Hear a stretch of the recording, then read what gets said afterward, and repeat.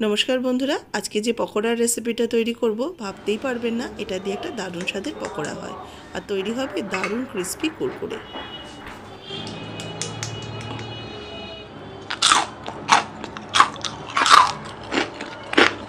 আওয়াজ শুনেই বুঝতে পারছেন কতটা ক্রিস্পি আর কুরকুরে হয়েছে।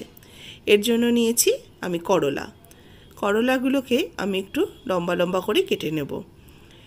প্রথমে দুদিকটা কেটে নিয়ে তারপরে আমি টুকরো করে নিচ্ছি। দেখুন কিভাবে টুকরো করছি, পুরো লম্বা না করে মোটামুটি মাঝারি করে আমি লম্বা টুকরো করে কেটে নিচ্ছি। এরকম করলা যদি ভেজে দেওয়া যায় ছোট থেকে বড় সকলেই কিন্তু খুব মজা করে খাবে, এতটা ক্রিস্পি কুরকুরে খেতে হয়। এইভাবে একদিন তৈরি করবেন, যারা বাড়িতে তিতা খেতে চায় না তারাও কিন্তু চেটেপুটে খেয়ে নেবে। করলার মধ্যিখানে যে বীজগুলো রয়েছে বেশ শক্ত হয়ে যায় আটিগুলো, এগুলোকে কিন্তু তুলে ফেলে দিতে হবে। ঠিক এইভাবে করলার ভেতরটাকে একটু পরিষ্কার করে নেবেন।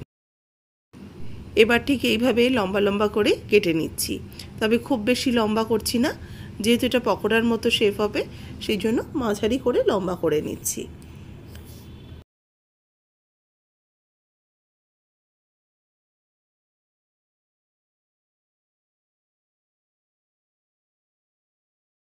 করলাও যে ঠিক এইভাবে রান্না করে খাওয়া যায় এই রেসিপিটা না জানলে কিন্তু আপনারাও মিস করবেন। অবশ্যই এইভাবে একদিন তৈরি করবেন, শুধু শুধুও ভালো লাগে, আবার ডাল ভাতের সাথে কিংবা প্রথম পাতে এইভাবে দিয়ে দেখবেন, খেতে কিন্তু বেশ ভালো লাগে। করলাগুলোকে কেটে নেওয়ার পর আমি এগুলোকে একটা বাটির মধ্যে তুলে নিচ্ছি। এবার এগুলোর মধ্যে একটু পরিষ্কার করে ধুয়ে নিয়ে আমি দিয়ে দেবো অল্প একটু লবণ মাখিয়ে করলার মধ্যে রেখে দেব। তাহলে কি হবে, করলাটা একটু নরম হয়ে যাবে আর যে তিতকুটে ব্যাপারটা থাকে সেটা কিন্তু অনেকটাই চলে যাবে। এটাকে 5-10 মিনিট রেখে দেব। এবার একটা অন্য বাটি নিয়ে নিয়েছি, তাতে নিয়ে নিচ্ছি 2 চামচ বেসন, 2 টেবিল চামচ বেসন নিলাম। এর সাথে নেব চালের গুঁড়ো নেব 1.5 টেবিল চামচ। এর মধ্যে দেব হাফ চা চামচ হলুদ গুঁড়ো, হাফ চা চামচ শুকনো লঙ্কার গুঁড়ো, হাফ চা চামচ কালো জিরে, স্বাদ মতো লবণ। এবার ভালো করে এই শুকনো উপকরণগুলোকে একসাথে মিশিয়ে নিচ্ছি। শুকনো উপকরণগুলো ভালো করে মিশিয়ে নিয়ে এবার সামান্য করে জল দিয়ে এটাকে একটা ব্যাটার তৈরি করে নেব। এবার ভালো করে এই ব্যাটারটা তৈরি করে নিচ্ছি স্মুথ করে। আর বেসনটাকে এমনভাবে গুলতে হবে যাতে কোনো রকম দলা পেকে না থাকে, সেই জন্য খুব ভালো মতো বেসনটাকে ফেটিয়ে নেব। আর জল কিন্তু বেশি পরিমাণ দিলে হবে না, জলের পরিমাণটা হবে কিন্তু একটু কম, মানে ব্যাটারটা একটু থিক ব্যাটার হবে, খুব একটা পাতলা ব্যাটার তৈরি করব না।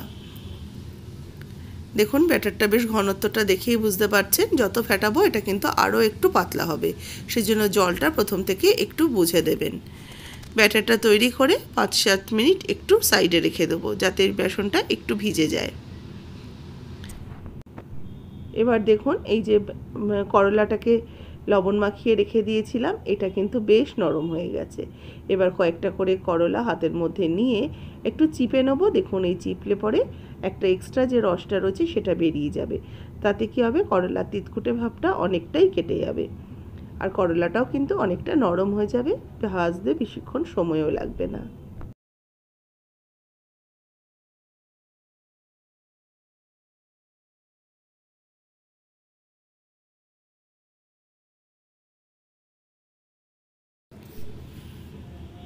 করলাগুলো চিপে রেখে দিয়েছি, এদিকে বেসনটাও মোটামুটি সেট হয়ে গেছে।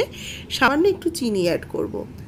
চিনিটা যদি দিতে না ইচ্ছা করেন বা সমস্যা থাকে তাহলে চিনিটা বাদ দিয়ে দেবেন, তবে একদম তিতকুটে ভাবটা কাটানোর জন্য একটু চিনিটা বেসনের মধ্যে অবশ্যই দেবেন। এবার চিনিটা দেওয়ার পরে একটা একটা করে আমি করলার টুকরোগুলোকে বেসনের মধ্যে এপিট ওপিট করে চুবিয়ে, আগে থেকে কড়াইতে আমি সাদা তেল গরম হতে বসিয়ে দিয়েছিলাম, তাতে একটা একটা করে করলা আমি দিয়ে দেবো।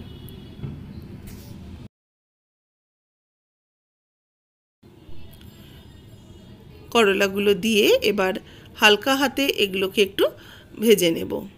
খুব বেশিক্ষণ সময় লাগে না, ঝটপট এটা তৈরি হয়ে যায়। যেহেতু করলাগুলোর মধ্যে আগে থেকে লবণ মাখানো ছিল, সেই জন্য ভাজতেও কিন্তু খুব বেশিক্ষণ সময় লাগবে না, কারণ আগে থেকে অনেকটা নরম হয়ে রয়েছে করলাগুলো। মিডিয়াম আঁচে রেখে এগুলোকে একটু এপিট ওপিট করে মুচমুচে করে বেশ সোনালি রং করে ভেজে নেব। এক পিঠ হয়ে গেছে, আর এক পিঠ ভাজার জন্য দিয়ে দিলাম। খুব বেশি ডুবো তেলে ভাজছি না, মোটামুটি একটা আন্দাজ মতো তেল দিয়েই ভাজছি।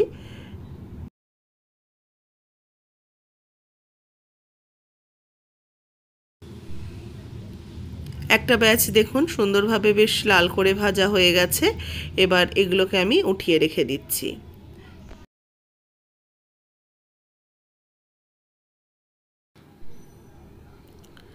এবার দেখুন ভালো করে ভেজে নিয়ে এগুলোকে উঠিয়ে তেলটা ঝরিয়ে উঠিয়ে রেখে দিচ্ছি। সেকেন্ড ব্যাচেও একইভাবে আমি একই রকমভাবে ভেজে নেব। এটা আপনারা কিন্তু একবার হালকা করে ভেজে তুলে রেখে খাওয়ার সময় একদম মুচমুচে গরম করে ভেজেও নিতে পারেন, তাতেও কিন্তু খুবই ক্রিস্পি হয়। গরম গরম খাওয়া হয় এবং জিনিসটাও খুব ভালো গরম থাকে, ক্রিস্পি থাকে।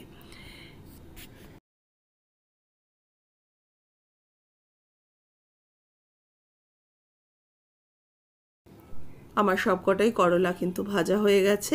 এগুলোকে সুন্দরভাবে তেল থেকে উঠিয়ে নিয়েছি। আওয়াজটা শুনেই বুঝতে পারছেন কতটা ক্রিস্পি হয়েছে। আজকের এই রেসিপি ভালো লাগলে লাইক করবেন, নতুন বন্ধু হলে অবশ্যই আমার চ্যানেলকে সাবস্ক্রাইব করে নেবেন।